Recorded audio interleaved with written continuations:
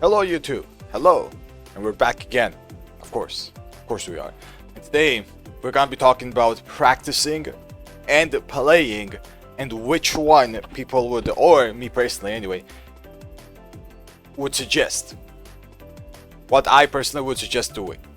And obviously the answer, spoiler alert, is a combination of the two, because that's 100% gonna be the answer for literally everyone. If you ask anyone, that's gonna be the answer. But what exactly do they mean when they say it's a combination of the two? Like, what exactly do they mean? So let's actually talk about this. So, one, very important to realize this, is that every person watching this, and every person in general, is gonna hit a wall when it comes to their improvement. When you first start, the wall is gonna be something different. Let's say the wall is gonna be combos. The wall is you have to learn combos if you want to progress further, because people who know combos will beat you almost all the time. So you have to start practicing combos, right? Let's say, unless you know how to do a launch into a tornado, into something simple, which is something you practice, right?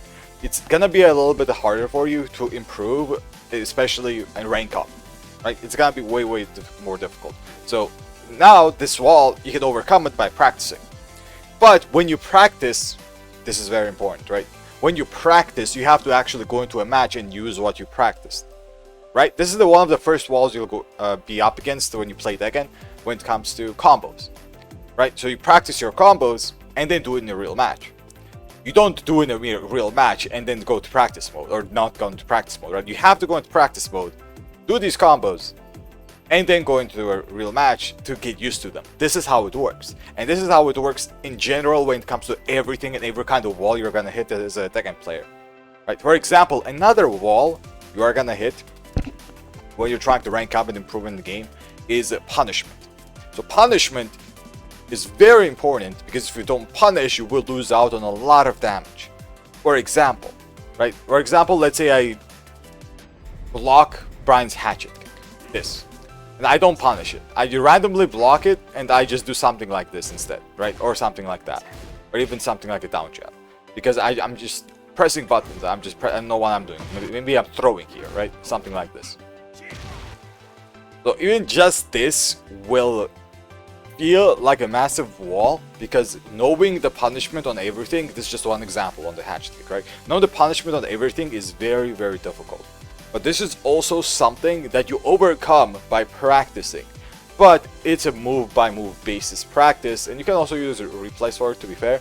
But for example, you just block this and you just get used to this. You just do it multiple times in practice mode. You just block in twin pistons.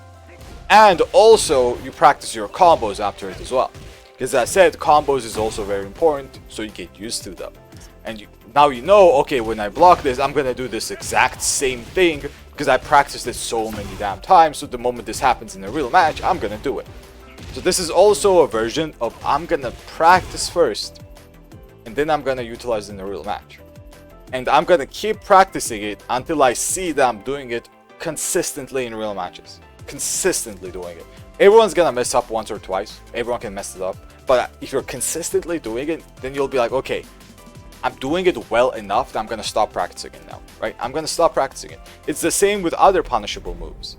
It can't be just a hatchet kick or any kind of low, but there can be a lot of mids that you want to try punishing, or even whiff punishing, right? Punishment is in general a big wall that a lot of people might struggle with. Like, for example, you can even punish an orbital on whiff, something like that, and you can practice punishing it too. This is one of the most difficult punishments, more difficult punishments that you can practice, especially if you do like an electric punish, like I'm doing right now, right?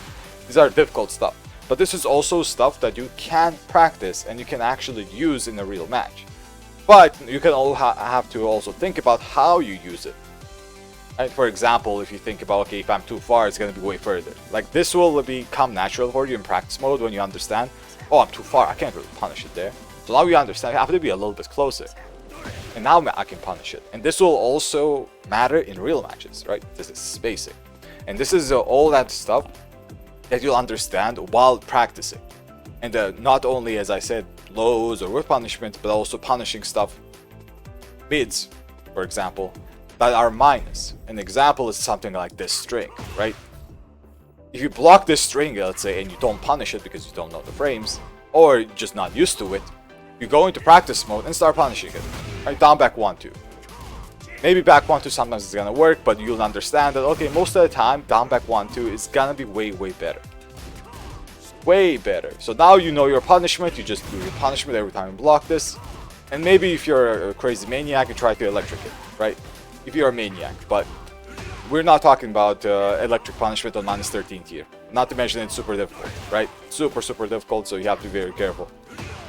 But you'll know, oh, down back 1-2 will work, and now since you practice it a lot, you will always down back 1-2 when you block this, right? If you practice electric tier, you might get used to electricing. Because that's one of the things that's happening to me in a way, that I try to electric a lot of stuff and I'm messing them up because I've been practicing them sometimes, right? And it's just fun to do, but I wouldn't really recommend doing something like this, right? I wouldn't really recommend it. But this is just another thing that you can practice. You definitely can practice. So yeah, be very careful when it comes to practicing the wrong kind of punishment or a risking kind of punishment. This electric is just one example of this. Another kind of wall that you might go up against is just matchup knowledge in general. And matchup knowledge is a little bit of a higher rank wall, so to speak, right? So the way you also progress through this wall is you have to practice against certain matchups, either via practice mode or replays. And one of the ways to do it is, let's say you can control Brian, do like a backdash into a back 1, or okay, let's do something better, backdash to QCB1, right? Something like this. And you have to practice avoiding this. Let's say something like this. And now you're practicing anti-Brian movement in practice mode, just so you use it even in the normal matches, right? Something like this, just so you get used to it. Something like that. And now you know that, oh, sidestep right actually works against this, right? Sidestep right is very good against Brian. And sidestep right duck even, right? Something like this. And you'll know to do something like this the more you practice it in practice mode. And when you see a Brian, let's say you just see a Brian in ranked or whatever you play against the Brian, you'll get used to and be more comfortable doing stuff like that you've practiced so much. And it's the same with every other character as well. Let's say you play against Kaz himself, right? Now you're practicing doing sidestep left ducks, or sidestep lefts like this, sidestep left blocks, and you're just practicing this kind of stuff. After, let's say, some plus frames, you do this, right? You do this kind of stuff, so you avoid a lot of things, and now you're used to doing this. And now you're gonna do it whenever you see a Kazuya player as well, because you've been practicing so much for it. It's gonna be a part of your muscle memory with the matchup knowledge. And since you know it's good to do, you start practicing it, and you start doing it. So this is basically the intricacies of why practice and experience and playing has to be in fusion with each other, right? You have to kind of do them at the same time. But if I had to choose one or the other, let's say I have to choose which one's better, practicing or playing, I have to choose practicing. Practicing is way more important because, in my opinion, and I've been doing this lately as well, I've been playing a lot but not practicing a lot. If you play a lot, you can not improve. Sometimes you will, don't get me wrong. There will be some improvements if you play a lot, but not that substantial if you combine both practice and play. If you just practice, even that will improve you a lot sometimes as well, but you still need the experience. Because you might not use the things you practice unless you play. But if you just practice, even that will be very helpful. Very, very helpful. But, as I said, if I had to choose one, practice would definitely be number one for me. Definitely will be number one. But the way I explained it already, you have to combine them. Like when you hit a wall, let's say some kind of wall, just practice it. Practice combos, practice punishment, practice matchups, practice sidesteps, backdashes, anything, right? But also, by the way, I do not mean practicing high execution stuff. Like if you practice, let's say, electrics and stuff like that, obviously this will help. This kind of stuff will help. But Tekken 8 and Tekken in general does not have a wall called execution. It doesn't really have a wall called execution. Like even with Kaz, if you play without an electric, you'll still do decently well. You still will. Obviously, Kazuya is the most character with a wall that's called execution because of how electric reliant he can be sometimes, right? He does need his electric. But other characters, almost every other character, doesn't really need that. The Mishimas will 100% want electrics. Electrics are super strong. Obviously, they're super strong, so it's good to have. But there is not a thing as a wall with execution. Like when you play Brian, you don't need to taunt it up. When you play Hwoarang, you don't need to just frame Skyrocket. You do not need to do that. When you play Law, you do not need to do perfect DSS cancels. When you play any other character with any sort of execution involvement, you do not need to have that kind of execution to play that character on even the highest level. Like Brian with no Tongit Upper, you can play with the highest level, no problem at all. No problem. So, yeah, that's what I want to talk about. A little bit of a practice and playing rant, I guess. But yeah, YouTube, big thanks for watching. Big thanks for watching, and I'll see everyone in the next one.